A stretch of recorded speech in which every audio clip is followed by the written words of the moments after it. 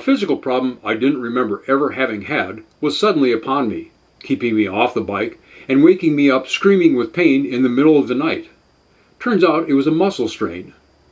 I researched the topic, and here's what I found out about the identification, causes, prevention, and treatment of strains.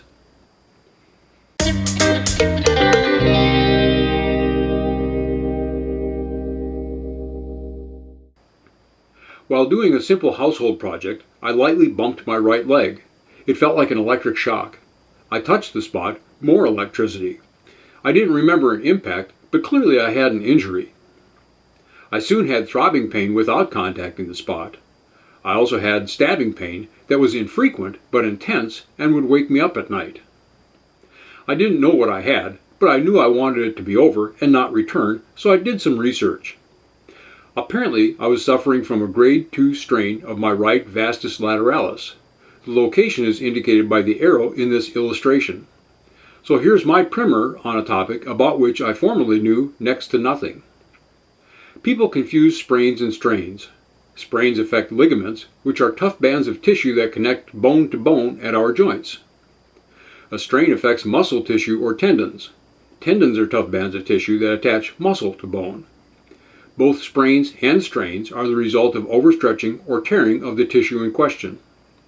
Strains are separated into grades 1, 2, and 3 by increasing severity. There are multiple factors used in determining the grade, but two key factors are pain and strength. Pain goes from discomfort to debilitating as the grade goes from 1 to 3. Strength goes from no loss of strength with grade 1 to complete loss of muscle function with grade 3. Mine was a grade 2 with severe pain and noticeable loss of strength. Included in that loss of strength were occasions where my leg would let go and I'd have fallen to the ground had I not had a nearby object to grab and stabilize myself. I did not go to a doctor. There are several reasons for this, but the one I'll share here is that strains are extremely easy to diagnose and treatment is straightforward. If it's questionable whether a patient has a strain, a doctor may order an X-ray to rule out fractures and/or an MRI. But for the most part, strains have such clearly defined symptoms that I felt perfectly comfortable doing a self-diagnosis. Causes include injury, poor physical conditioning, improper form while doing physical activities, and slips and falls. The few grade 1 strains I've had in my life came from having a muscle under tension where the resisting force suddenly let go. Imagine trying to open a jar and the lid suddenly pops loose. In my case, it was typically while I was trying to loosen a rusted fastener with a breaker bar and the bolt broke. Oddly, I don't recall any strains associated with my many incidents resulting in broken bones. Repetitive motion can also cause strains, and repetitive motion is what bicycling is all about. In a typical 1-hour bike ride, each leg is going through a pedal stroke more than 2,000 times. That may have been my issue, although I don't recall ever having had cycling-related strains in my 60-plus years of riding. Prevention includes the opposite of causes. Avoid injury, slips and falls, improve conditioning, observe proper form. Warming up prior to physical exertion is often helpful. And finally, we have treatment. This is the typical RICE approach of rest, ice, compression, and elevation. There is a right way to do this for maximum effectiveness. I'll put a link in the description.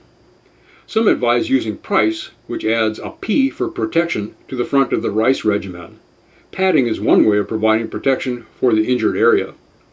Non-steroidal anti-inflammatories are often recommended, so I included ibuprofen in my recovery. I do okay with most of RICE therapy, all except the rest part. I don't do inactivity well. This strain occurred during week 7 of my 3F79-21. In my review of that week, I talk about the battle I had in practicing rest. The link is on the screen and in the description.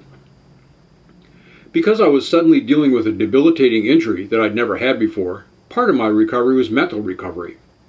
Research helped, but to keep my understanding as accurate as possible, I had to prevent the intrusion of cultural assumptions and cognitive biases. I share some insights on the matter with my behind-the-scenes supporters on Patreon. That link is among several in the description. Have you experienced strains?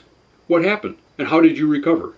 Share your story with us in the comments section below if you like.